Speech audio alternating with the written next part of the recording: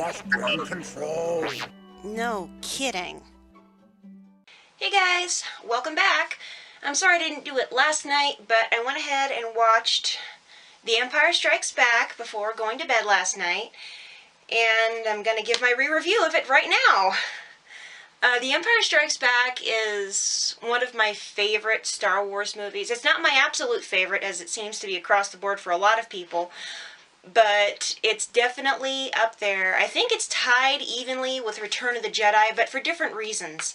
I did find it a little bit harder to watch than I have in recent years, maybe because knowing what happens to Luke, and that I hate seeing Luke hurt because I love the character so much. I feel like I know him, which probably sounds pretty pathetic, but that's how I feel about Luke. I just love the character. Starting with the best moment.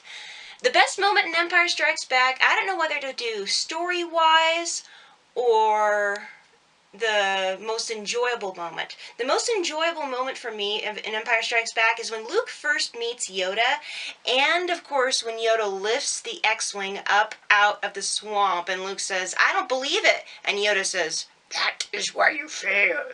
That is a great moment. Kind of like self-doubt can be a self-fulfilling prophecy.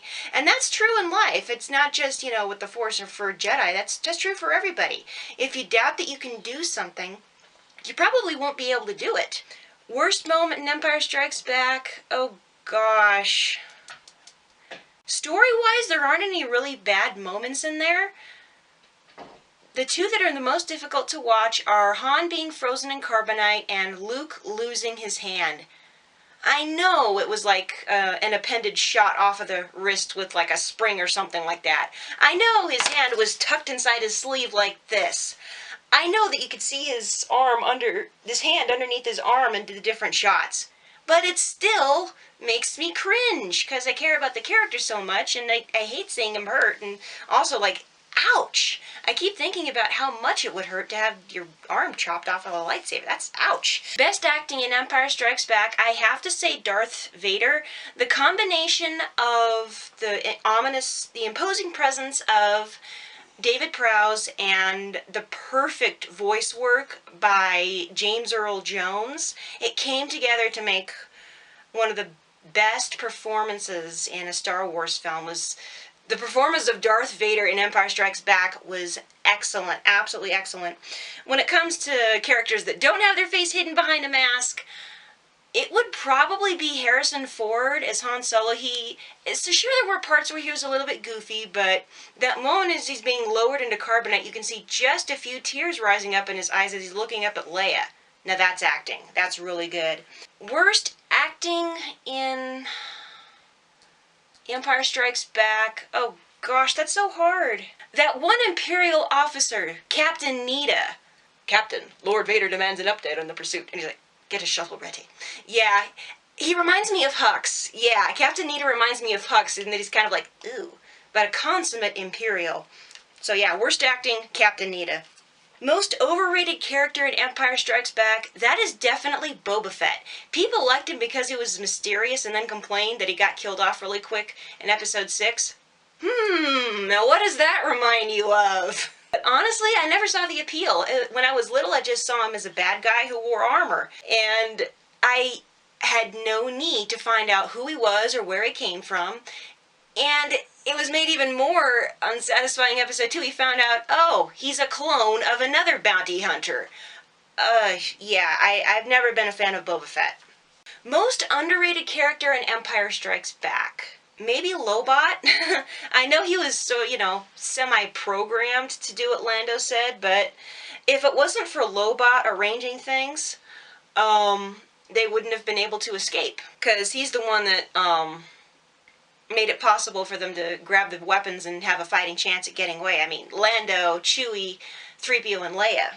Favorite musical piece in Empire Strikes Back? Oh gosh. The Imperial March is very good, but since I don't root for the bad guys, I can't say that's my favorite piece. I mean, it's well done. All the music in Empire Strikes Back is excellent. From the chase through the asteroids, to the Battle of Hoth, to the weird synthesizer stuff in the Magic Tree. But my favorite musical piece has got to be Yoda's theme. It's slow and melodic, and it captures the mysticism of who Yoda is and what he's capable of in that piece. And then when it builds as he's lifting the X-Wing out of the swamp, woohoo! Goosebumps! Close behind is Han Solo and the Princess. It's very subtle, just like their romance is subtle, but it's very sweet, and it makes a hopeless romantic like me absolutely swoon, and I love the way they used Han and Leia's theme in Episode 7. It was very subtle, but I loved it. It makes my heart melt. Ranking in the saga, Empire Strikes Back is a fan favorite. It is number 1 it's at the top of the stack for me, but with a caveat. It's even with Return of the Jedi. As far as a filmmaking standpoint goes, as far as direction, cinematography, editing, the whole 9 yards, from a technical standpoint, it is practically perfect in every way. It's like Mary Poppins in that respect. It's just amazing. Irvin Kershner was, I think, the best in the business. Pair that with Lawrence Kasdan, I think his absolute best script other than Indiana Jones. And also, Harrison Ford's ad-libbing some of his lines. Marry all that together, and that's what makes it so great. So there you go, guys. That has been my re-review of Star Wars Episode 5, The Empire Strikes Back.